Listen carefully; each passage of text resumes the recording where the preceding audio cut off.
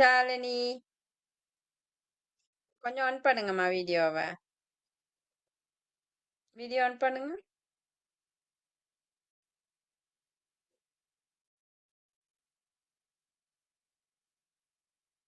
ம், பவி ஓகே. சரி பிள்ளை நாங்க ஸ்கூல் போனீங்களா இன்னைக்கு? எல்லாரும் ஸ்கூல் போனீங்களா? புக்ஸ் எல்லாம் எல்லாத்துக்கும் புக்ஸ் கிடைச்சிருச்சா? கிடைச்சிருச்சு. எல்லாத்துக்கும் கிடைச்சிருச்சு தானே?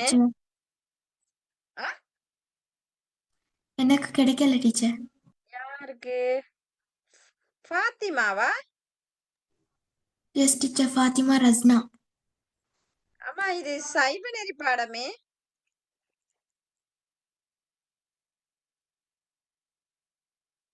இது சைவ நெறி பாடம். டீச்சர், நான் கிளாஸ் மாறி வந்திருக்கேன்னு நினைக்கிறேன்.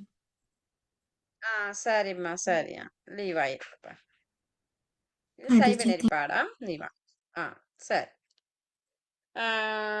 பிள்ளைகள் நாங்க போன கிளாஸ் பார்த்தது இது விரதம், சிவராத்திரி விரதம் ஞாபகம் இருக்கா? சிவராத்திரி விரதத்தை பத்தி பார்த்தோம், வினாக்கள் கொடுத்தேன், விடையெல்லாம் எழுதியாச்சா? சொல்லுங்க பிள்ளை. பவி எழுதியாச்சு டீச்சர். ரக்ஷித் கேஷனி எல்லாம் எழுதியாச்சாமா? அப்ப விடைய பாப்போமா இப்ப? Excuse me teacher. சொல்லுங்க. டீச்சர், நான் போன கிளாஸ் வரல டீச்சர். சரி பரவாயில்லம்மா. இப்ப நாங்க வினாக்களை வாசிச்சு அதுக்கு விடைகளை தானே பார்க்க போறோம். அப்ப எழுதி கொள்ளுங்க, எழுதாதவங்க எழுதி கொள்ளுங்க.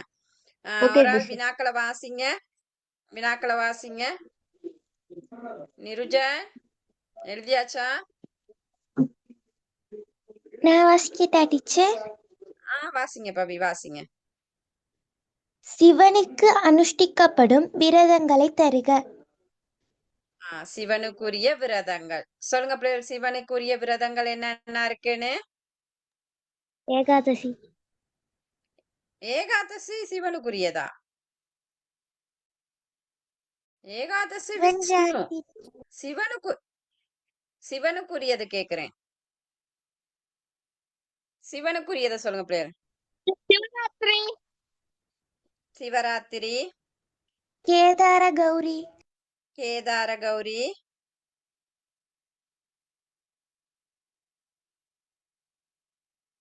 பிரதோஷம், மார்கழி திருவாதிரை. 4 விடையும் இருக்கணும். சிவராத்திரி, மற்றது பிரதோஷம், மார்கழி திருவாதிரை, கேதார கௌரி விரதம். இந்த 4ம் சிவனுக்குரிய விரதங்கள். சரியா? இரண்டாவது வினா. நவராத்திரி என்பதன் பொருள் யாது? நவராத்திரியா சிவராத்திரியா? சிவராத்திரி என்பதன் பொருள் டீச்சர். நாங்க நேற்று தனி சிவராத்திரிய பத்தி தானே படிச்சோம். அதுல எப்படி நவராத்திரி வந்துச்சு பவிக்கு? சிவராத்திரி என்பதன் பொருள் சொல்லுங்க பிள்ளைகள். சிவராத்திரி என்பதன் பொருள் சிவனுக்குரிய நாள் டீச்சர். சிவராத்திரி எனப்படும். சிவனுக்குரிய ராத்திரி. சிவனுக்குரிய ராத்திரி தான் சிவராத்திரி. சக்திக்குரிய ராத்திரி நவராத்திரி. சரியா? சிவனுக்குரிய ராத்திரி சிவராத்திரி எனப்படும். சரியா பிள்ளைகள்? மூன்றாவது வினா. சிவராத்திரி எத்தனை வகைப்படும்? அவை எவை? விடைகளை சொல்லுங்க. விடைகளை சொல்லுங்க. எழுதிட்டீங்க தானே? விடைகளை சொல்லுங்க. மகா சிவராத்திரி, மாத சிவராத்திரி, யோக சிவராத்திரி, பட்ச சிவராத்திரி, நித்திய சிவராத்திரி. இப்ப சிவராத்திரி எத்தனை வகைப்படும்னு கேட்டா 5 வகைப்படும். அப்ப அவை எவை அப்படின்னு கேட்டா மகா சிவராத்திரி, யோக சிவராத்திரி, பட்ச சிவராத்திரி, மாத சிவராத்திரி, நித்திய சிவராத்திரி. இது 5ஐயும் சொல்லணும். சிவராத்திரியினுடைய வகைகள். சரியா பிள்ளை? அடுத்த வினா. மகா சிவராத்திரி அனுஷ்டிக்கப்படும் காலம். ஆ, விடை விடை எப்ப அனுஷ்டிக்கப்படும்? மாசி மாதத்தில் தேய்பிறை சதுர்த்தியில் டீச்சர். மாசி மாத தேய்பிறை சதுர்த்தசி அப்படி எழுதணும். மாசி மாத தேய்பிறை சதுர்த்தசியில் அனுஷ்டிக்கப்படும். அப்ப இந்த மாசம் வருதா மகா சிவராத்திரி? மாசி மாதம் தானே? சரி. மாசி மாதம் ஆரம்பிக்கல டீச்சர். மாசி மகம் இல்ல, மாசி மாதம் ஆரம்பிக்கல டீச்சர். 2ஆம் மாசம் இன்னும் மாசி தை போய்கிட்டு இருக்கேனா? சரி பிள்ளை. ஆமா. அடுத்த சொல்லுங்க. உண்மையான அடுத்த வினா. இருட்காலம் என்பது யாது? உண்மையான இருட்காலம் என்பது யாது? விடை இறைவன் உலகம் முழுவதையும் ஒடுக்கி நிற்கும் காலம். இறைவன் உலகம் முழுவதையும் ஒடுக்கி நிற்கும் காலம். இதுதான் உண்மையான இருட்காலம்னு கூறப்படுகிறது. அது வேறு எவ்வாறு அழைக்கப்படுகிறது?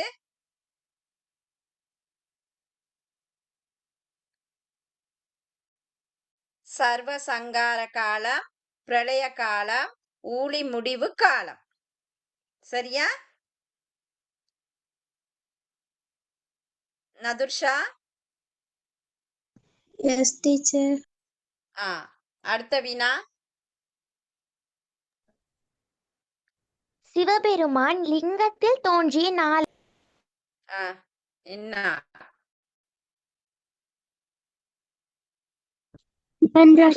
விடைய சொல்லுங்க.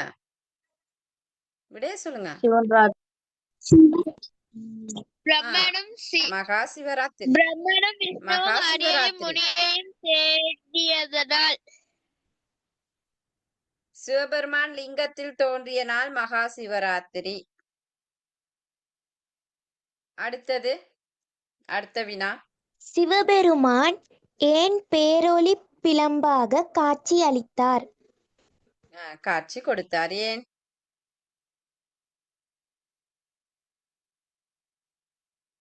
ஏன் பிள்ளையர்? பிரம்மாவினதும் விஷ்ணுவினதும் ஆணவத்தை அடக்குவதற்கு. பிரம்மாவினதும் விஷ்ணுவினதும் ஆணவத்தை ஒழிப்பதற்காக.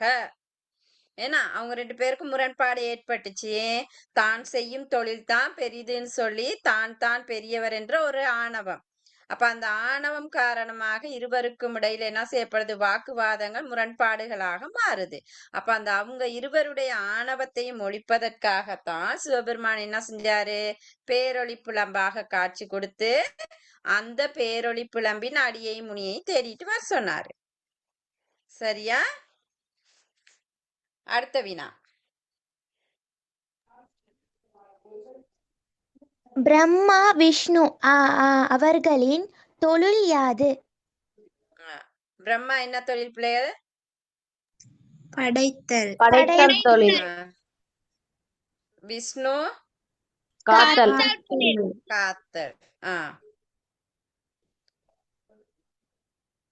ஒளிப்பிழம்பின் அடியையும் முடியையும் தேட பிரம்மா விஷ்ணு எடுத்த அவதாரம் தருக. முடிய தேட பிரம்மா எடுத்தது என்னது? அன்னப்பட்சி. பிரம்மா முடியை தேடுவதற்காக அன்னப்பட்சி வடிவம் எடுத்தார். விஷ்ணு வந்து அன்னப்பட்சி, ராமன் வந்து வராகி. பன்றி வடிவம் போடலாம், வராக அவதாரம் இப்படி வேணாலும் போடலாம். சரியா பிள்ளையர்? அடுத்து அடுத்த பிரம்மா வினா தாளம்பூ சரி டீச்சர் பிரம்மாவிற்கும் தாளம்பூவிற்கும் கிடைத்த தண்டனை யாது? ஆ, என்ன பிரம்மாவுக்கு என்ன தாழம்பூ வந்து பிரம்மாவிற்கு இனிமேல் கோயில் கட்டக்கூடாது.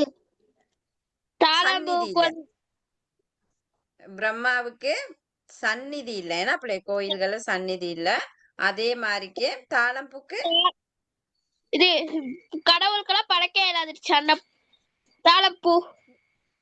பூசைக்கு ஏற்ற தகுதியை இழக்குது பூசைக்கு உரிய தகுதியை இழக்குது அடுத்தது சிவராத்திரி கூறும் படிப்பினை யாது? என்ன படிப்பினை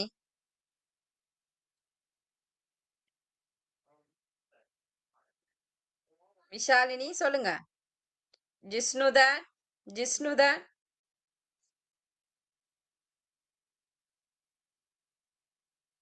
சொல்லுங்க பிள்ளை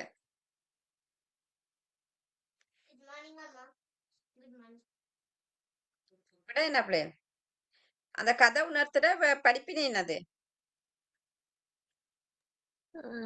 ஆணவம் கூடாது. வேற வேற என்ன ஒரு செயல்களை கொண்டு உயர்த்தி பேசக்கூடாது டீச்சர். ஏமாத்தக்கூடாது. பொய் சொல்லக்கூடாது ஏன்னா பொய் சொல்லக்கூடாது ஆணவம்ங்கிற பண்பு எங்கிட்ட இருக்கக்கூடாது ஆணவம் இருந்தா இறைவனை அடைய முடியாது ஏன்னா ஆணவம் இருக்கிறவங்களுக்கு இறைவனை அடைய முடியாது வேற தொழில்களில் பாகுபாடு இல்லைன்னா அவரவர் தொழில் அவரவருக்கு பெரிது அப்ப அந்த தொழில் பாகுபாடு இதெல்லாம் நாங்க பெற்றுக்கொண்ட படிப்பினைகள் வேற என்ன எங்களுக்கு மேல ஒரு சக்தி இருக்குங்கிறத உணர்றோம் அதுவும் அதுல வரணும் ஏன்னா கடவுள் நம்பிக்கை இதெல்லாம் இருக்கு அடுத்த பிள்ளை லிங்கோஸ்தவ முகூர்த்தம் என்றால் என்ன? லிங்கோத்பவ காலம் காலம் கேட்டிருக்கேன்னா எத்தனை நேரம் தானே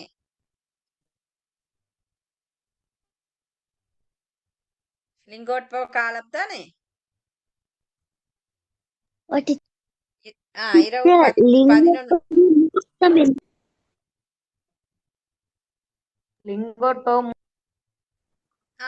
என்னது சோதி பிளம்பாக தோன்றிய இறைவன் சிவலிங்கத்தில் தோன்றிய மூர்த்தம் தான் என்னது சிவலிங்க மூர்த்தம்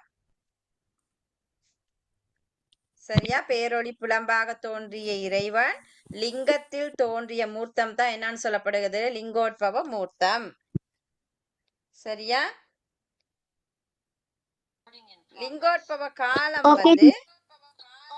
லிங்கோத்பவ காலம் வந்து இரவு 11:30 முதல் 12:15 வரை சரியா லிங்கோத்பவ காலம் அடுத்த வினா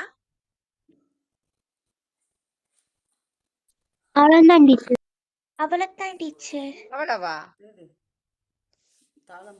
இப்ப மீதி கொடுக்கலையானா கிடைச்ச தண்டனை என்ன கேள்விக்கு இன்னும் கேட விடு அப்ப அதுல தொடர்ச்சி எழுதி கொள்றீங்களா ஓகே டீச்சர். அதுல எழுதி கொடுங்க தொடர்ச்சிய சிவராத்திரி விரதம் அனுஷ்டித்து பலன் பெற்றோரை பெயரிடுக சிவராத்திரி விரதத்தை அனுஷ்டித்து பலன் பெற்றோரை பெயரிடுக என்ன ஜிஷ்ணுத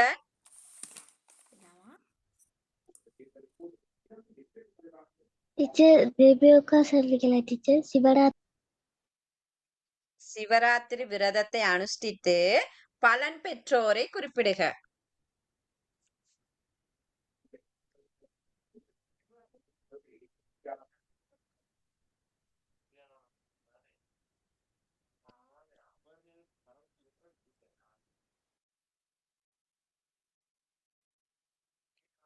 சரியா பிளேயர்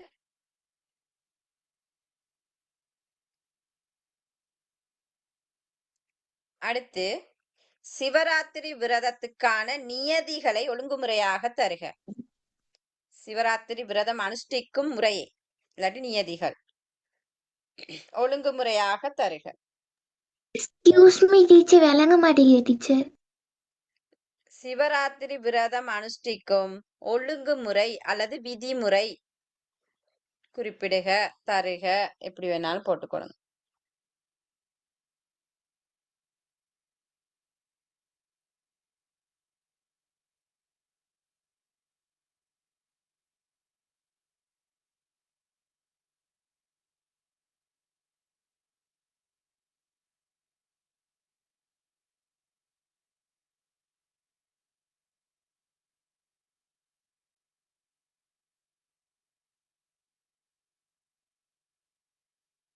அடுத்த பிள்ளைகள், சிவாலயங்களில்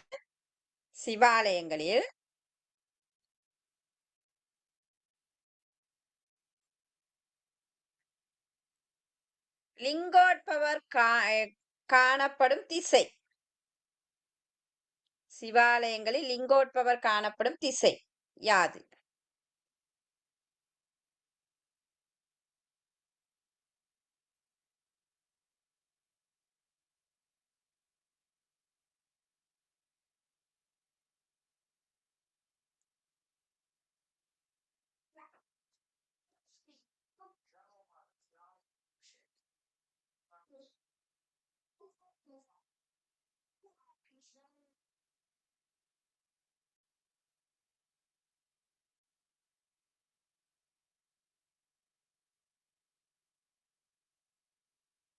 டீச்சர் கேள்வியை திருப்பி சொல்றீங்களா?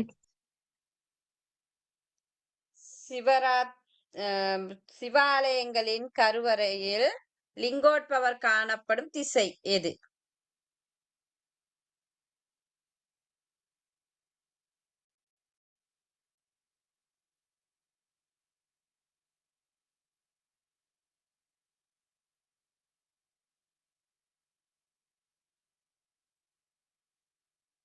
சரியா?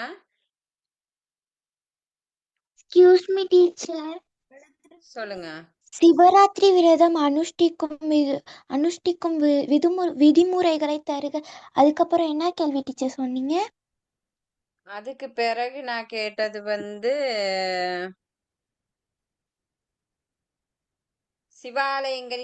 சிவாலயங்களில் லிங்கோத்பவர் மூர்த்தம் காணப்படும் திசை.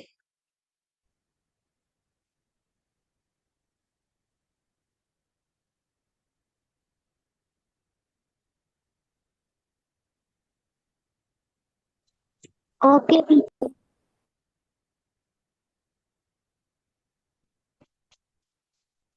விளங்க மாட்டேங்குது டீச்சர் கேள்வி. சிவாலயங்களில் லிங்கோத்பவ மூர்த்தம் காணப்படும் திசை எது?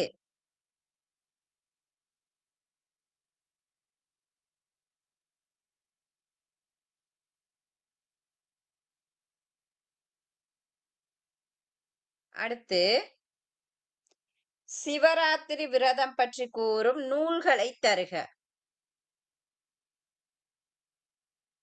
சிவராத்திரி விரதம் பற்றி கூறும் நூல்களை தருக.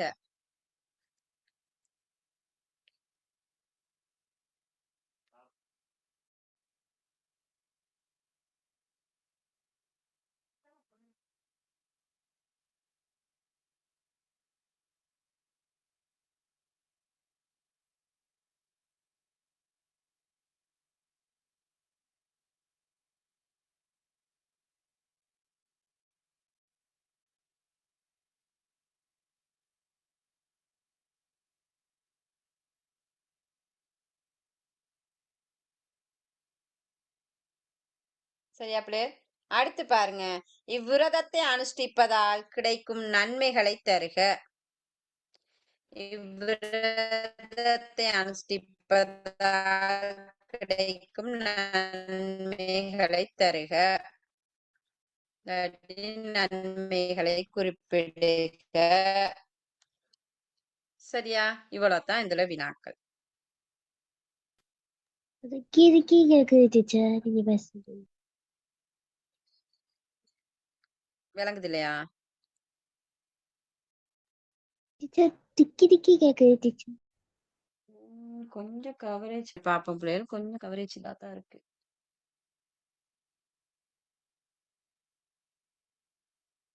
சரியா பிள்ளைகள்? அடுத்து பாருங்க, இப்ப நீங்க சொன்ன கேள்வி வாழ்வியல் டீச்சர். விலங்கல இவ்விடத்தில் சொன்னீங்க.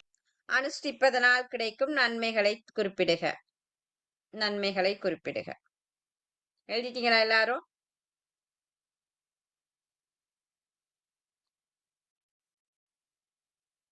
சரியா? அடுத்த பாடத்தை பாப்போமா?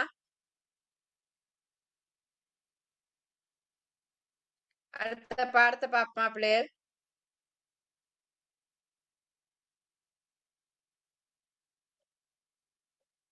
பவி, ஓகே டீச்சர். சரி. இப்ப பாருங்க பிள்ளைகள், நாங்க வாழ்வியல் சடங்குன்னு படிச்சிருப்பீங்க. ஞாபகம் இருக்கா உங்களுக்கு? வாழ்வியல் சடங்குகள் ஞாபகம் இருக்கா? ஞாபகம் இருக்கா?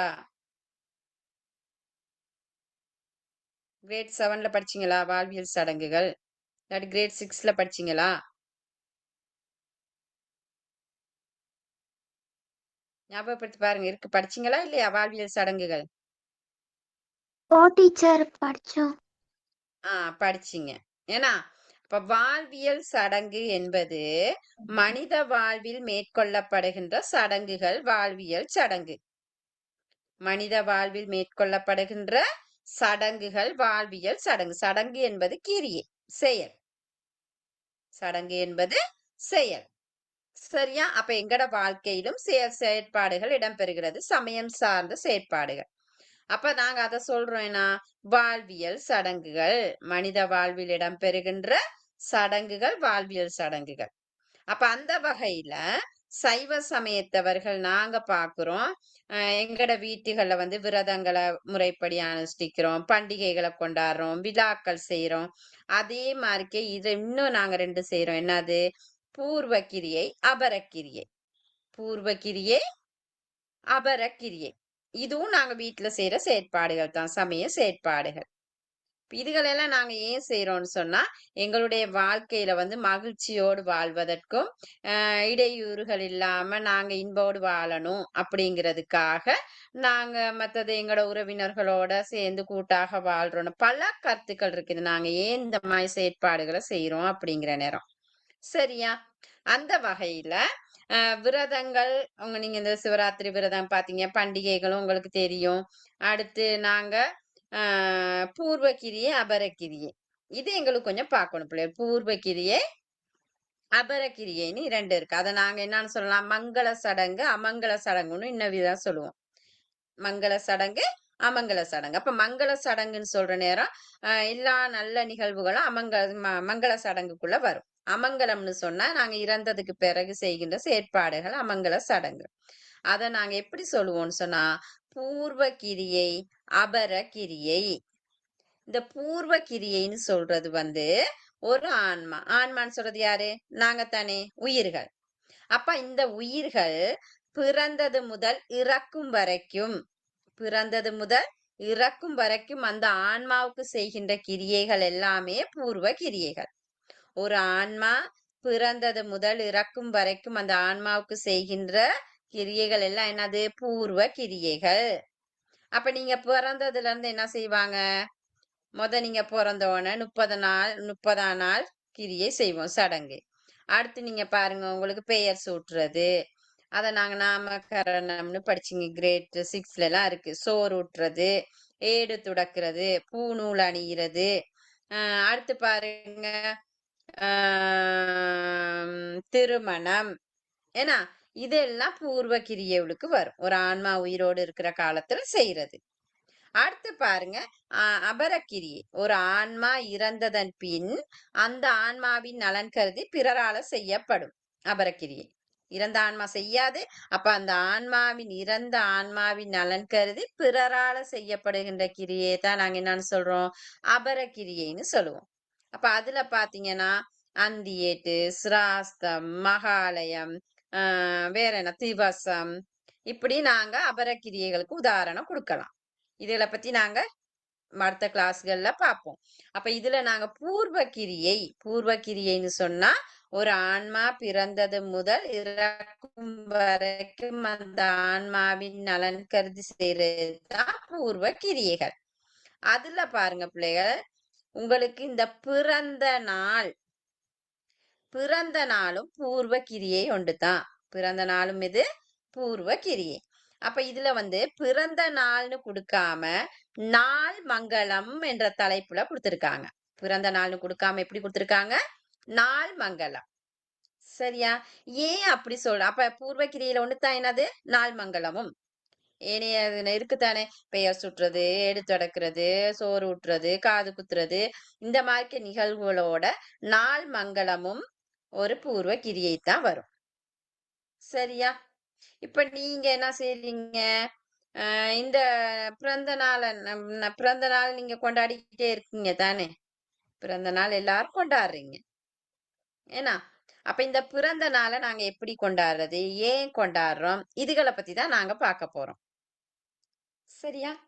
இப்ப இந்த பிறந்த நாளை நாங்க என்ன பெயர் சொல்லி அழைக்கிறோம்? இதுல உங்களுக்கு என்ன கொடுத்திருக்காங்க? எப்படி கொடுத்திருக்காங்க பிறந்த நாளை?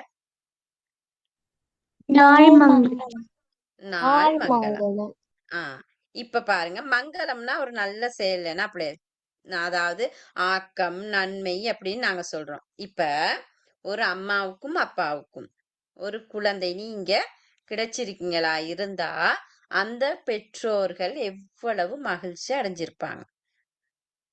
அப்படி கிடைத்த நீங்கள் அவங்களுக்கு ஒரு ஆக்கம் தருபவர்களாகவும் நன்மை தருபவர்களாகவும் இருக்கணும். சரியா? அப்ப நீங்க பிறந்த நாளை ஒவ்வொரு பெற்றோரும் இன்பமாக அனுபவிச்சிருப்பாங்க. கேட்டு பாருங்க அம்மா அப்பா கிட்ட, நீங்க கிடைச்ச நேரம் எப்படி ஆனந்தம் அடைந்தாங்க அவங்க அப்படிங்கிறத.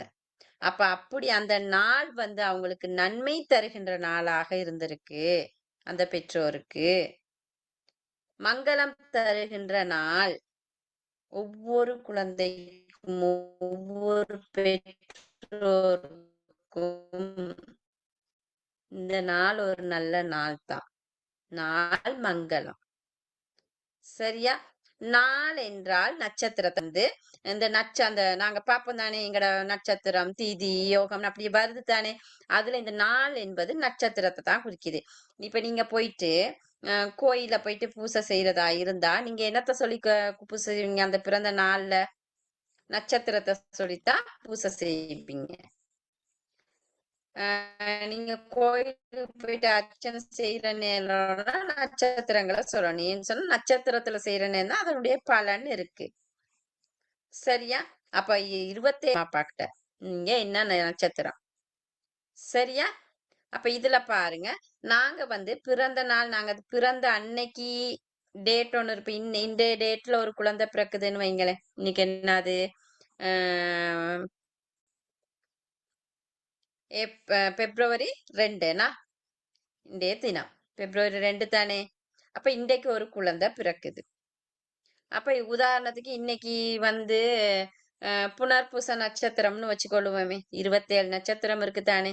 27 நட்சத்திரத்துல இன்னைக்கு அந்த குழந்தை புனர்பூசம்னு வச்சுக்கொள்ளுவோம். அப்ப இந்த குழந்தை அடுத்த வருடம் எப்ப பர்த்டே கொண்டாடும்? நாள் மங்களம் கொண்டாடும்.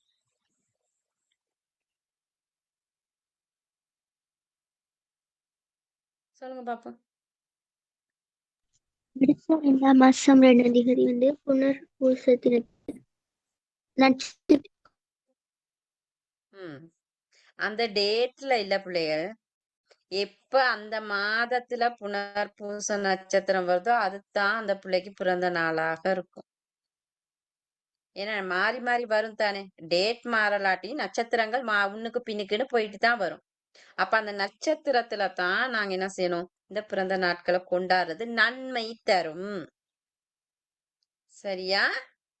எப்பயுமே பிறந்த நட்சத்திரம் தான் எங்களுடைய வாழ்க்கையில நன்மையை தருது. அப்ப அந்த நட்சத்திரத்துக்கு தான் பாருங்க, நாள் என்றாலே நட்சத்திரத்தை தான் குறிக்குது.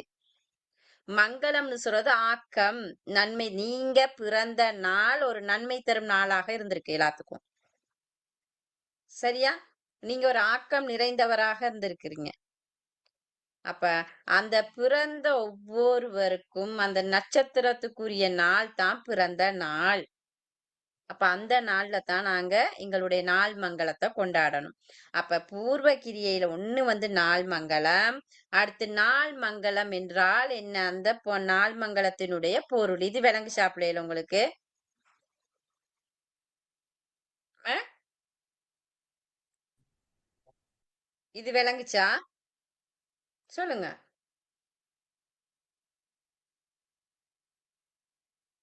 சாத்விகா? ஆ. அப்ப எஸ் பாருங்க. டீச்சர். இந்த வாழ்வியல் சடங்குல பிள்ளைகள் இந்த சோறு ஊட்டுறது, ஏடு தொடக்கிறது, திருமணம், மத்தது காது குத்துறது இதெல்லாம் வருஷத்துக்கு ஒருக்கா நடக்கும். ஏடெல்லாம் ஒருக்கா தான் தொடக்கியிருப்பாங்க. மொத ஏடு தொடக்கிறது தானே ஏடு தொடக்குதல்னு சொல்லுவோம். ஏன்னா எஸ் மொத சோறு ஊட்டுற நிகழ்வு ஒரு நல்ல குழந்தை ஆரோக்கியமா இருக்கணுங்கிறக்கா மொத நாங்க சோறு ஊட்டுற குழந்தைய ஆரம்பிக்கிற நாள் சோறு ஊட்டுற நிகழ்வு. இதெல்லாம் நாங்க இப்ப என்ன செய்வோம்? சந்தோஷத்தோட நல்ல சடங்குகளா பெருசா செய்வோம். அப்ப இது வந்து வருஷம் வருஷம் எங்களுக்கு வந்துகிட்டே இருக்காது. உங்களுக்கு ஏடு வருஷம் வருஷம் தொடக்க மாட்டோம். ஏன்னா அதனால இந்த நாள் மங்களம் மட்டும்தான் என்ன செய்யுது? வருஷத்துக்கு வருஷம் நாங்க கொண்டாடிக்கிட்டு இருக்கோம். மத்தது எல்லாமே வருஷத்துக்கு ஒருக்கா தான் கொண்டாடப்படுகிறது. இது மட்டும்தான் எங்களுடைய ஒவ்வொரு வருடமும் நாங்க பிறந்த அந்த நாளை நினைவு கூர்ந்து நாங்க கொண்டாடுறோம். சரியா? இப்ப இது கொண்டாடுறதுக்குரிய இதுல சொல்றாங்க ஆரம்ப காலங்கள் அதாவது ஆஹ் நாங்க இப்ப சோழர் காலத்துக்கு முன்பு இருந்தே சங்க காலம் சங்கமருவிய காலம் சோழர் காலம்லாம் இருக்கு. அந்த காலங்கள்ல இருந்தே இந்த நாள் மங்களத்தை கொண்டாடுற வழக்கம் இருந்திருக்கு. அதனால தானே நாங்க மரபு ரீதியா நாங்களுமே கொண்டாடிக்கிட்டு வரோம். எங்க அம்மா அப்பா கொண்டாடிப்பாங்க அவங்களோட அம்மா அப்பா கொண்டாடி இருப்பாங்க பிறகு எங்களை பிள்ளை கொண்டாடும் அப்படியே இந்த மரபு ரீதியாக வந்துகிட்டு இருக்கு. அப்ப அந்த மாதிரிக்கு இந்த நாள் மங்களத்தை சங்க கால இலக்கியங்களையும் சோழர் கால இலக்கியங்களையும் அந்த பிறந்த நாளை எப்படி எழுதியிருக்காங்கன்னு சொன்னா நாள் மங்களம்னு தான் குறிச்சிருந்திருக்காங்க. பிறந்த நாள் இல்ல இலக்கியங்கள்ல எல்லாமே நாள் மங்களம்னு குறிக்கிடப்பட்டிருக்கு. அதுலயும் இந்த ராஜராஜ சோழ மன்னன் என்ன செஞ்சிருக்காரு? தனது நாள் மங்களத்தை அந்த கோயில்கள்ல போயிட்டு சிறப்பாக கொண்டாடியதாகவும் கோயில்கள்ல மானியங்கள் வழங்கி அன்றைய தினம் அவர் தான தர்மம்லாம் செஞ்சிருக்காரு. மானியங்கள் எல்லாம் வழங்கி கொண்டாடினதாக குறிப்புகள்ல கூறப்பட்டிருக்கு. கல்வெட்டுக்கள் எல்லாம் கூறியிருக்காங்க. அப்ப அப்பையில இருந்தே என்ன செய்யப்படுது? இந்த நாள் மங்களங்கள் கொண்டாடப்பட்டு இருந்திருக்கு. அப்ப உதாரணத்துக்கு ஒண்ண கொடுத்திருக்காங்க. அதாவது சங்க இலக்கியங்கள் சோழர் கால இலக்கியங்கள் எல்லாம் கொண்டாடி இருக்கிறாங்க. அதுல வந்து இந்த சோழ மன்னனான ராஜராஜ சோழன் தனது பிறந்த நாள் மங்களத்தை கொண்டாடியதாக கல்வெட்டுக்கள்ல குறிப்புகள் இருக்கு. சரியா? அடுத்து பாருங்க இந்த பிறந்த நாளை நாங்க ஏன் கொண்டாடுறோம்?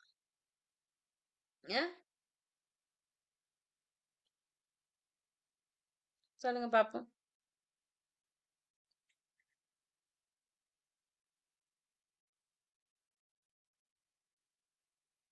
இப்ப நாங்க பிறந்த எங்களை வந்து கடவுள் எந்த குறையுமே இல்லாம நல்லா படைச்சிருக்காரு. சரியா? அப்ப அந்த இறைவனுக்கு நன்றி செலுத்துறோம். சரியா? அன்றைய தினம் அந்த இறைவனுக்கு நன்றி செலுத்துறோம். அடுத்து பெற்றோர்கள். ஏன்னா எங்களுடைய பெற்றோர்களுக்கு நன்றி செலுத்துறோம். அடுத்து உற்றார் உறவினர்களுக்கு நன்றி செலுத்துறோம். அதனால அன்றைய தினம் நாங்க இவங்க எல்லாத்துக்கும் நன்றி செலுத்துறதுக்காகவும் எங்களை அவங்க பராமரிச்சு வளர்த்துக்கிட்டு வாரதுனாலையும் எல்லாத்துக்கும் நாங்க நன்மை தருபவராக இருக்க வேண்டும். மற்றவர்களுக்கு அன்பு செலுத்துபவர்களாக இருக்கணும். அதனால நாங்க என்ன செய்றோம்? நாங்க அந்த பிறந்த அந்த ஆக்கமான நாளை நன்மை தரும் நாளை ஒவ்வொரு வருடமும் நினைவு கூர்ந்து எல்லாத்துக்கும் நன்றி செலுத்துறோம். அதனாலதான் கொண்டாடுறோம். அன்றைய நாள் ஒரு ஆக்கம் நிறைந்த நாளாக நல்ல நாளாக அமைந்ததற்காக நாங்க இவங்க எல்லாத்துக்கும் நன்றி செலுத்துறோம். அதனாலதான் நாங்க பிறந்த நாளை வருஷம் வருஷம் கொண்டாடுறோம். சரியா? இப்ப நீங்க எல்லாம் எப்படி கொண்டாடுறீங்கன்னு சொல்லுங்க பாப்போம். பர்த்டே எப்படி பிறந்த நாளை கொண்டாடுறீங்க? ஆ சொல்லுங்க பாப்போம். பிள்ளை கொண்டாடுறீங்களா? சொல்லுங்க. யாருமே கொண்டாடுறது இல்லையா பர்த்டேலாம்? கொண்டாடுற டீச்சர். கொண்டாடுவோம் டீச்சர். கொண்டாடுறீங்க தானே? ஆ கொண்டாடாம நீங்க நினைக்கலாட்டியும் அம்மா அப்பா எப்படியும் கொண்டாடுறாங்க தான். ஏன்னா சின்ன பிள்ளைய மட்டும் இருக்க நேரம் மட்டுமா கொண்டாடுறாங்க? இப்பயும் கொண்டாடிக்கிட்டு தானே இருக்கிறோம். என்ன பிள்ளைகள்? அப்ப எப்படி கொண்டாடுவீங்க? புது உடுப்பு வாங்குவீங்க, ஏன்னா கேக்கு வாங்குவீங்க, வாங்கி வெட்டுவோம். ஏன்னா எல்லாம் செஞ்செல்லாம் பெருசாலாம் கொண்டாடுறோம். இந்த பழக்கம் எங்கிட்ட இருக்கா இல்லையா? இருக்கு டீச்சர். இருக்கு டீச்சர். ஆ, அப்ப அவங்க சொல்றாங்க என்னன்னு சொன்னா, நாங்க கொண்டாடத்தான் வேணும் இல்லைன்னு இல்லை. ஏன்னா நாங்க பிறந்த நாள் எல்லாத்துக்கும் நன்மை தான். எங்களுக்கு ஒரு நல்ல நாளாக இருக்கிறனால அன்றைய நாளை நாங்க ஞாபகம் கொடுத்து கொண்டாடுற வழக்கம் இருக்கிறனால நாங்க கொண்டாடுறோம். ஆனா எப்படி கொண்டாடுற சொல்றாங்க? ஆடம்பரம் இல்லாம, மற்றவர்களுக்கு நன்மை தர்ற வகையில, வீண் ஆடம்பரம் தேவையில்ல, மற்ற மிக எளிமையாக கொண்டாடலாம். சரியா? அப்ப அன்றைய நாள் சொல்றாங்க, நாங்க ஒண்ணு புத்தாடை அணியலாம், இருந்துச்சுன்னா அணியலாம். அதுக்குன்னு நாங்க என்ன செய்யக்கூடாது? 1000 கணக்குல செலவழிச்சு வாங்கையும் கூடாது. ஏன்னா புத்தாடை வாங்கலாம், அதுக்கு ஏத்த மாதிரிக்கே நம்ம வாங்கி கொள்ளணும். அப்ப அன்றைய நாள் புத்தாடை வாங்குறோம். வீட்டுல என்ன செய்ய சொல்றாங்க? கும்பலாம் வச்சு விளக்கு ஏற்றி அம்மா அப்பாவோட சேர்ந்து இறைவனை கும்பிடுங்க, கடவுளை வழிபடுங்க அன்றைய தினம் வீட்டுல. அதுக்கு பிறகு பெற்றோர்கிட்ட ஆசீர்வாதம் வாங்குங்க, பெரியோர்கிட்ட ஆசீர்வாதம் வாங்குங்க. கோயிலுக்கு போக சொல்றாங்க. அதுக்கு பிறகு நாங்க என்ன செய்யறோம்? கோயிலுக்கு போறோம். இறைவனை எங்களை நல்லா படைச்சதுக்காகவும், எங்களுக்கு நல்ல கல்வியோடு நோயற்ற வாழ்வு வேண்டும், ஆயுள் நல்லதாக இருக்கணும் அப்படிங்கிறதாக இறைவனை நாங்க என்ன செஞ்சுக்கணும்? அன்றைய தினம் இறைவனை வணங்கி பிரார்த்திக்க வேண்டும். அதுக்கு பிறகு உற்றார் உறவினர்களோட சந்தோஷமா பகிர்ந்து கொண்டாடுங்க. சரியா? அப்ப சொல்றாங்க, ஒரு குழந்தை பிறந்தது அந்த பெற்றோருக்கு எல்லையற்ற ஆனந்தம் அப்படின்னு சொல்றாங்க. நீங்க பிறந்த தினம் உங்க பெற்றோர்கள் அடைந்த இன்பத்துக்கு நாங்க இல்லை இல்லைன்னு சொல்றாங்க. அதை சொல்ல முடியாது. ஏன்னா அப்படிப்பட்ட பிள்ளைகளை பெற்றோர்கள் என்ன செய்வாங்க? அன்பாக வளர்த்து எடுப்பாங்க. அவங்களுக்கு தேவையான எல்லா கர்மங்களையும் நீங்க கேட்காமலே செய்வாங்க. செய்யறாங்களா இல்லையா? ஆ செய்யறாங்கத்தானே? அப்ப குழந்தையின் பிறப்பு, நீங்க பிறந்த அந்த நாள் விசேட மங்கள நாளாக மாறும். அன்றைய தினம் நாங்க சந்தோஷமா இருப்போம். ஏன்னா மத்த நாளைய விட அன்றைய தினம் நாங்க மிகுந்த சந்தோஷமா இருப்போம். அதே மாதிரி பாடசாலையிலயும் எல்லாத்துக்கும் நாங்க போயிட்டு நாங்க விஷ் பண்ணுவோம். ஏன்னா பாடசாலையிலையும் கொடுப்போம், எப்படி இருப்போம். ஏன்னா பிள்ளைகள் அப்ப அப்ப என்ன சொல்றாங்க? இன்றைய குழந்தையே நாளைய தலைவர்கள், நீங்கத்தான் நாளைய தலைவர்கள். அப்ப அதனால என்ன செய்வாங்க? எல்லாரும் ஆசீர்வாதம் எல்லாத்தோடையும் அன்றைய தினம் நன்றாக நாங்க இருக்கணும். சரியா? அடுத்து சொல்றாங்க பிள்ளைய, இந்த ஆடம்பரம் தேவையில்லன்னு நாங்க சொல்றோம். இதை சொல்றாங்க, ஏன்னா பிறக்கும் போது நாம் எதையும் கொண்டு வருவதில்லை, போற நேரமும் நாங்க எதையுமே கொண்டு போறதில்லை. ஏன்னா அதனால நாங்க என்ன செய்யறோம்? எல்லாத்தையும் மகிழ்ச்சியாக வச்சுக்கொள்ளுவோம். நாங்க வாழும் வரைக்கும் எங்களை சூழ உள்ளவர்களையும் நாங்களும் மகிழ்வாக இருப்போம். அப்படி இருப்பதுவே சிறந்த வாழ்வு. சரியா? எனவே நாங்க என்ன செய்யறோம்? மத்தவங்களை சந்தோஷப்படுத்தி பாக்குறோம். அன்றைய நாள்ல நாங்க மட்டும் சந்தோஷமா இருக்க கூடாது, அன்றைய தினம் எல்லாத்தையும் சந்தோஷமாக வச்சுக்கொள்றோம். சரியா? அதுலயும் சொல்றான் பிள்ளைகள், யோசிச்சு பாருங்க. இந்த முதியவர்கள் உங்க வீட்டுல இருப்பாங்க, ஏன்னா தாத்தா பாட்டி அப்படி முதியவர்கள் இருப்பாங்க தானே? அவங்க ஒரு காலத்துல எப்படி ஆகுவாங்க? அவங்களோட வயது போக போக அவங்களுடைய குணங்கள் எப்படி இருக்கும் பிள்ளைகள்? சொல்லுங்க பாப்போம். நீங்க பார்த்திருப்பீங்க. அவங்கள வச்சு நீங்க சொல்லுங்க பாப்பா, அவங்க எப்படி இருப்பாங்கன்னு. ஆ? என்னம்மா? பிள்ளைகள் மாதிரி ஆ, ஒரு வயது போனோன்ன அவங்களுடைய எண்ணங்கள், அவங்களுடைய செயற்பாடுகள் எல்லாம் எங்க மாரிக்கே மாறிருமா. ஒரு சின்ன புள்ள எப்படியெல்லாம் இருக்குமோ, அது மாரிக்கே இருக்குமா. அவங்களோட நீங்கலாம் யோசிச்சு பாருங்க. உங்களோட உங்க அம்மா, அப்பா கதைக்கணும்னு நெனைப்பீங்க. இல்லையா? உங்களோடயே இருக்கணும்னு நெனைப்பீங்க. உங்களுக்கெல்லாம் வாங்கி குடுக்கணும்னு நெனைப்பீங்க. ஏன்னா, அப்படித்தானே உங்க வீட்ல உங்க அம்மா, அப்பாலாம் இருக்கணும்னு நெனைப்பீங்க. மத்தவங்கலாம் உங்களோட அன்பா இருக்கணும்னு நெனைப்பீங்க. உங்களோட தான் கதைக்கணும்னு நெனைப்பீங்க. அப்படித்தானே? ஆ? Yes teacher. அதே மாரிக்கத்தான் பிள்ளைகள் அவங்களும் நெனைப்பாங்க. அவங்களும் அதே மாரிக்கத்தான் நெனைப்பாங்க. நம்பள விட நீங்க சரி கொஞ்சம் விளையாண்டு திரிஞ்சு அப்படி இப்படியெல்லாம் இருப்போம் நாங்க. வேலை பளுவா இருக்கும், படிப்போம். அப்படியெல்லாம் இருக்கிற நேரம் எங்களுக்கு அந்த எண்ணங்கள் எல்லாம் பெரிய அளவுல தோணாது. ஆனா, வீட்டில் உள்ள பெரியவங்களுக்கு தோணும். எங்களோட எல்லாரும் கதைக்கணும். எங்கள எல்லாரும் சந்தோஷமா வச்சுக்கணும். அப்படின்னு. கிடைக்கிற நேரம் எல்லாம் பிள்ளைகள அவங்களோட சந்தோஷமா இருங்க. அவங்களோட கதைங்க. உங்களுக்கு கிடைக்கிற நேரம்லாம் அவங்களோட கதைங்க. ஏன்னா, அவங்க நெறைய விஷயங்கள் அவங்க அனுபவ ரீதியாலாம் உங்களுக்கு சொல்லிக் குடுப்பாங்க. அவங்கள சந்தோஷப்படுத்தி பாருங்க. சரியா? ஏன்னா, அந்த நிலைமைக்கு நாங்களும் போவோம். நாங்க இன்னைக்கும் குழந்தைகளா இருக்க மாட்டோம். நாங்களும் வளர்ந்து முதியவர்கள் ஆகுவோம். அப்ப எங்கள பார்த்து எங்க புள்ளைக பழகும். ஏன்னா, அந்த புள்ளைகள பார்த்து அந்த புள்ளைக பழகும். அப்ப எப்பயுமே நாங்க மற்றவர்களுக்கு முன்னுதாரணமாக இருக்கணும். அப்ப சொல்றாங்க, எந்த நாளைக்கு இல்லாட்டியும் பரவாயில்ல. பிறந்த நாள் அன்னைக்காவது நாங்க அந்த முதியவர்கள சந்தோஷப்படுத்தி பார்க்க சொல்றாங்க. எந்த நாளும் இருக்கிறது சாலச் சிறந்தது. ஆனாலும், அன்றைய தினமாவது நாங்க அவங்களோட இருக்கணும். யோசிச்சு பாருங்க. ஒரு பிறந்த நாளைக்கு உங்க தாத்தா, பாட்டியோட நீங்க சந்தோஷமா இருக்கும்போது, அவங்க உங்களை எவ்வளவுக்கு வாழ்த்துவாங்கன்னு சொல்லுங்க பாப்போம். எவ்வளவு சந்தோஷப்படுவாங்க. அதே மாரிக்கத்தான் குழந்தைகள். அதாவது சொல்றாங்க அனாதை இல்லங்கள்னு இருக்கு. என்ன பிள்ளைகள் முதியோர் இல்லங்களும் இருக்கு, அனாதை இல்லங்களும் இருக்கு. ஆனா இதுல இன்னொன்னு இருக்கு பிள்ளைகள். நாங்க இந்த தான தர்மம் செய்றோம் தானே. இப்ப நாங்க பிறந்த நாளைக்கு நீங்க என்ன செய்றீங்க?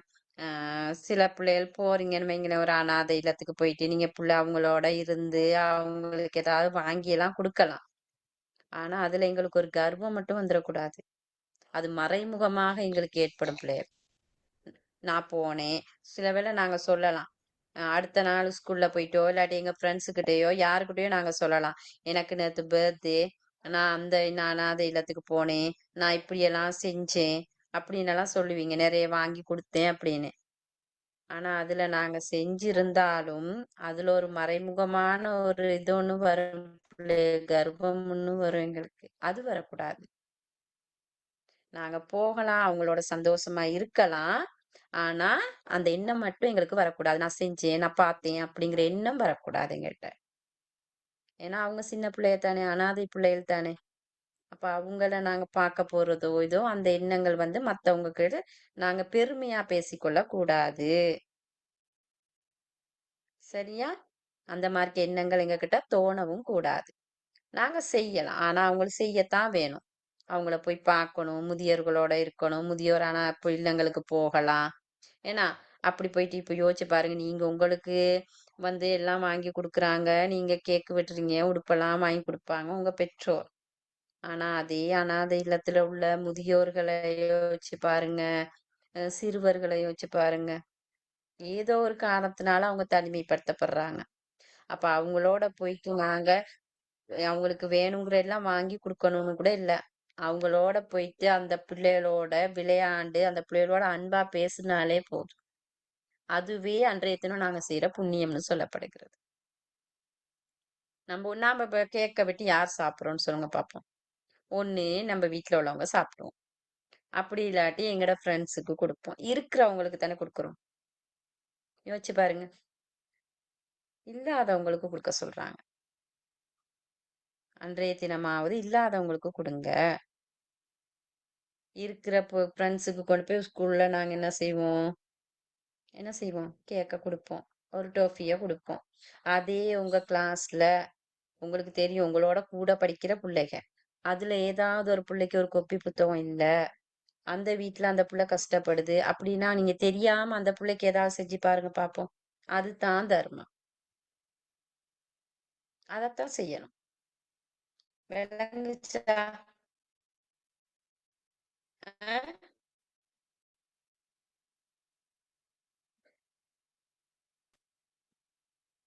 பவி,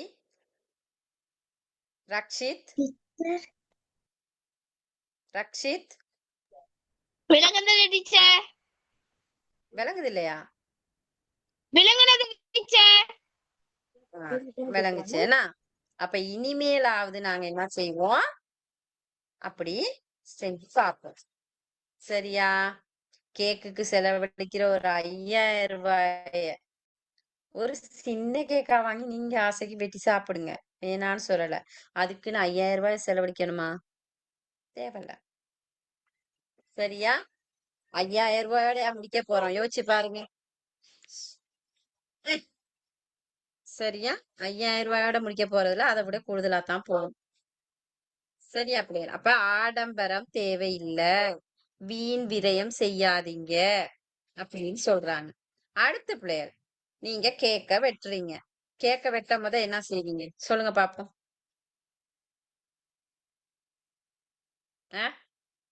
கேக் வெட்டும் போது என்ன செய்வீங்க? சொல்லுங்க. மெழுகுவர்த்தி கொளுத்தி ஊதி போட்டு ஆஹ் வெட்டுவோம் டீச்சர். கேக்ல கேக்க பெருசா செஞ்சு அதுல உங்களோட பேர் அழகா எழுதி எத்தனையாவது பர்த்டேன்னு எழுதிட்டு ஒரு மெழுகு திரிய கொண்டாந்து குத்துவோம். குத்திட்டு அதையும் பத்த வச்சிருவோம். இந்த பத்த birthday cake வச்சு பத்தி சொல்றேன் கேளுங்க. பத்த வச்சுட்டு அத ஒரு செகண்ட் கூட போகாது. அடுத்த நிமிஷம் நீங்க என்ன செய்வீங்க? ஆ? ஊதிடுவோம். உங்க வாயாலேயே ஊதி அந்த வெளிச்சத்தை அணைச்சிருவீங்க. இது சரியா? No teacher. நாங்க பிறந்த நாள், எங்களுடைய அந்த ஆக்கம் நிறைந்த நாள், மங்களமான நாள்னு எல்லாத்தையும் கூட்டி வச்சு எல்லாத்தையும் சந்தோஷப்படுத்துற அந்த நேரத்துல ஒளிங்கிறது எங்க வாழ்க்கையில ஒரு வெளிச்சத்தை ஏற்படுத்துறது. அப்படி ஒரு வெளிச்சத்தை ஏற்படுத்தி விட்டு அதை ஊதி நாங்களே அணைச்சா அது சரியா? ம்? ம்? சத்தம் போடாங்க. சரியா? இல்ல. அதுக்கு நாங்க என்ன செய்யலாம்? இப்ப நீங்க கேக்கு வெட்டணும்னு நினைக்கிறீங்க. அது பழகிட்டோம் தானே? அத பழகிட்டோம். கொஞ்சம் கொஞ்சம் மாத்திக்கிறது கஷ்டம்தான். கொஞ்சம் போக மாத்திக்கொள்ளலாம். அப்படி இல்லாட்டி என்ன செய்யணும்? நீங்க கேக்கே வெட்டுறீங்களா இருந்தா அந்த இடத்துல விளக்கு ஒண்ண பத்த வச்சு வைங்க. விளக்கு ஒண்ண பத்த வச்சு வைங்க. அப்படி இல்ல அந்த மெழுகுத்திரிய குத்தி தான் வெட்டணுமா இருந்தா அந்த மெழுகுத்திரிய உங்க வாயால ஊதி அணைக்காதீங்க. அது அப்படியே எரியட்டும். அது கொஞ்ச நேரம் எரியும், அப்படியே எரியட்டும். சரியா? ஏன்னா நாங்க அந்த நாளை நாங்களே ஊதி எங்க வாயால அணைக்க கூடாது. இது விளங்குச்சா? ம்? விளங்குச்சா? Okay teacher.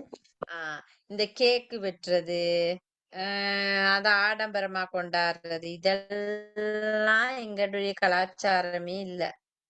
எங்களுடைய சமய கலாச்சாரம் அல்ல. அன்றைய தினம் நாங்க சந்தோஷமா இருக்கிறோம். எல்லாத்தோடையும் சந்தோஷமா கோயிலுக்கு போறோம். ஒரு பொங்கலை செஞ்சு எங்க இதுல சொல்லப்படுகிறது இனிப்பு வகைகளை செஞ்சு நாங்க கொண்டாடுறது தான் வழக்கம். ஆனா நாங்க என்ன செஞ்சுட்டோம்? மரபு ரீதியாக அதை பின்பற்றிக்கிட்டு வந்துட்டோம்.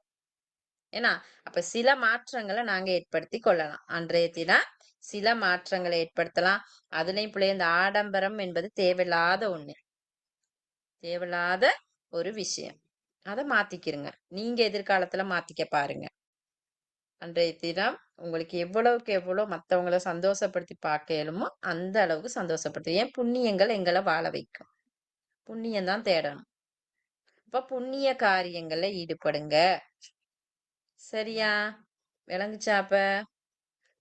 ம்? நாங்க செலவழிச்சிட்டு போயிட்டு எங்களுக்கு அனாதை இல்லத்துக்கு தான் போயிட்டு செய்யணும்னு இல்ல. போய் செஞ்சா சிறந்தது. அப்படி இயலாதவங்க என்ன செய்யுங்க? உங்களால ஏண்டதை செய்யுங்க. உங்களோட இருக்கிறவங்களுக்கு செய்யுங்க. இல்லாத யாருக்காவது போயிட்டு எதையாவது செஞ்சுட்டு வாங்க. அவ்வளவுதான். சரியா? ம்? விளங்குச்சா? என்ன சத்தத்தை காணோம்? விளங்கிச்சு டீச்சர். விளங்கிச்சு டீச்சர். வினாக்கள் எழுதுவோமா பிறந்த நாள்ல, நாள் மங்களத்துல? சரி டீச்சர். அப்ப தலைப்பு போடுங்க, நாள் மங்களம். நாள் மங்களம் தலைப்பு போடுங்க.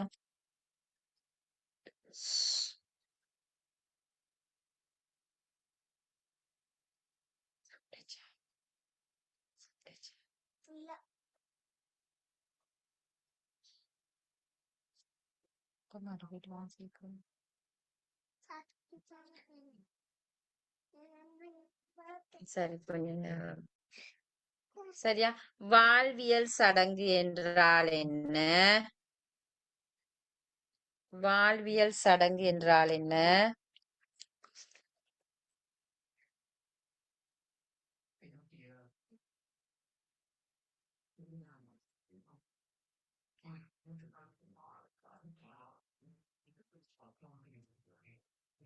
வாழ்வியல் சடங்கு என்றால் என்ன?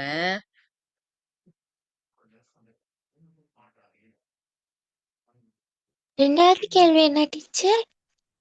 வாழ்வியல் சடங்கு என்றால் என்ன?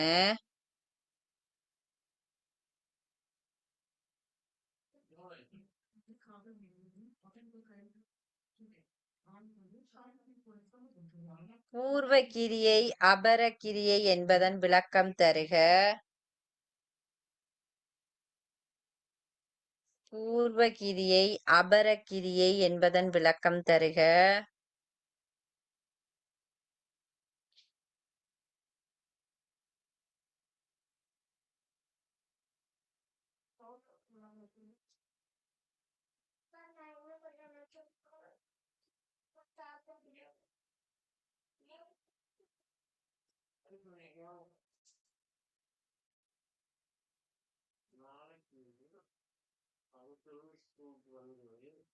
பூர்வ கிரியை அபர கிரியை என்பதன் விளக்கம் தருக. வாழ்வியல் சடங்குகளுக்கு உதாரணம் தருக.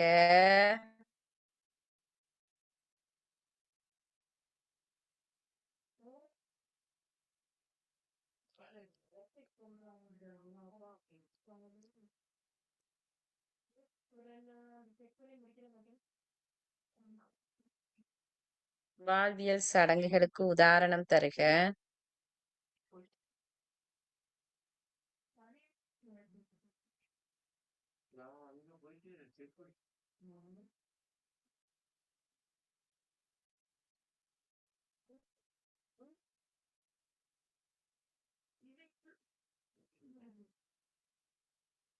அடுத்து, நாள் மங்களம் என்பதன் பொருள் யாது? அப்படி இல்லாட்டி நாள் மங்களம் என்பதன் விளக்கம் யாது?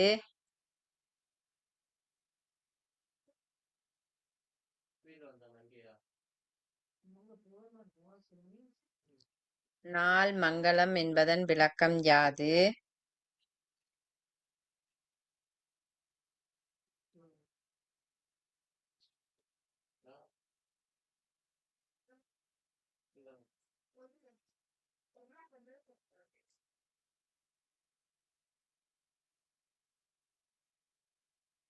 அடுத்து, வாழ்வியல் சடங்குகளுள் வாழ்வியல் சடங்குகளுள்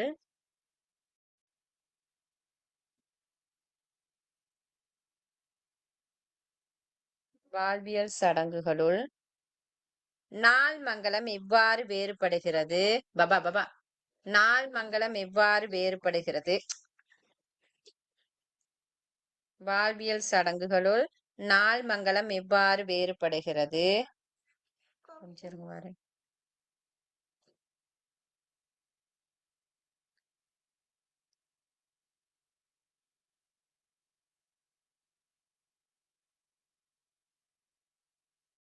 நான் அக்கா சொல்லிடுவேன்.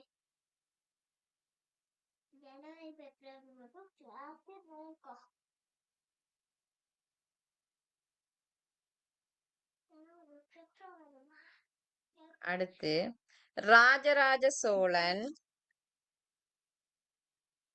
ராஜராஜ சோழன்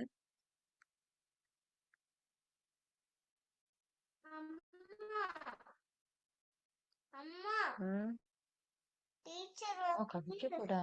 டீச்சர் வந்து மெசேஜ் அனுப்பியிருந்தாங்க ஒண்ணு அப்படின்னா ஒரு பாட்டு என்ன தெரியுமா அது எங்களுக்கு தான் டீச்சரோட குரல் தான் வரும் சரியா சரி, நான் பாக்குறேன். ராஜராஜ சோழன் நாள் மங்களத்தை கொண்டாடியதற்கான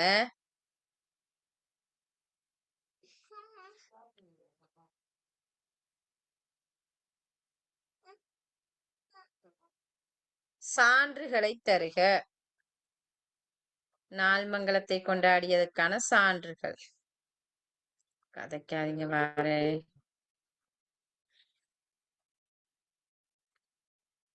கொண்டாடியதற்கு சான்றுகள்.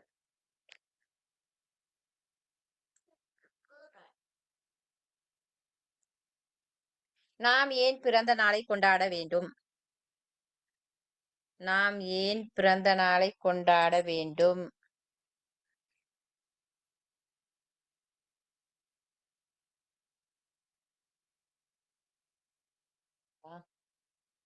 நாம் ஏன் பிறந்த நாளை கொண்டாட வேண்டும்?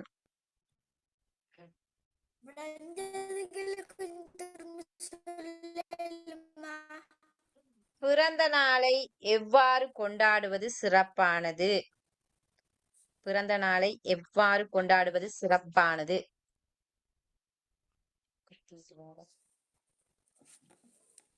பிறந்த நாளை எவ்வாறு கொண்டாடுவது சிறப்பானது? அம்மா வந்து வேண்டாம்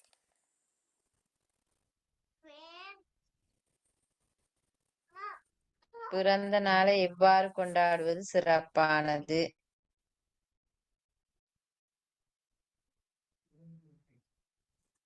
நாள் மங்களத்தன்று தவிர்க்கக்கூடிய செயல்கள் யாவை? நாள் மங்களத்தன்று தவிர்க்கக்கூடிய செயல்கள் யாவை?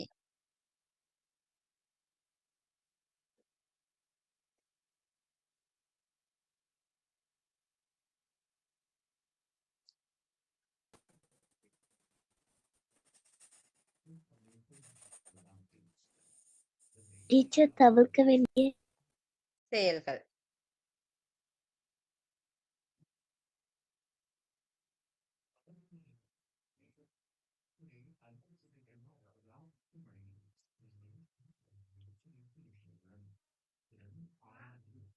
அடுத்த பிள்ளைகள், பிறந்த நாளில் நாம் ஏன் புண்ணிய காரியங்களில் ஈடுபட வேண்டும்? பிறந்த நாளில் நாம் ஏன் புண்ணிய காரியங்களில் ஈடுபட வேண்டும்?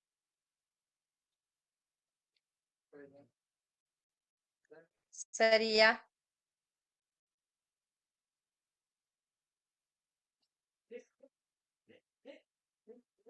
சரியா? இவ்வளவுதான் வினாக்கள். இப்ப இதுல நான் வந்து சிவராத்திரிலையும் 2-3 வினா கொடுத்திருக்கேன். வாழ்வியல் சடங்குலையும் மால்மங்கலத்திலையும் வினாக்கள் இருக்கு. இதுகளுக்கு விடை எழுதிக்கிட்டு அடுத்த கிளாஸ் ஜோயிட்டாங்க. சரியா பிரியர்? இப்ப முடிப்போம். Good night player. Thank you, teacher. Good night teacher thank you teacher good night.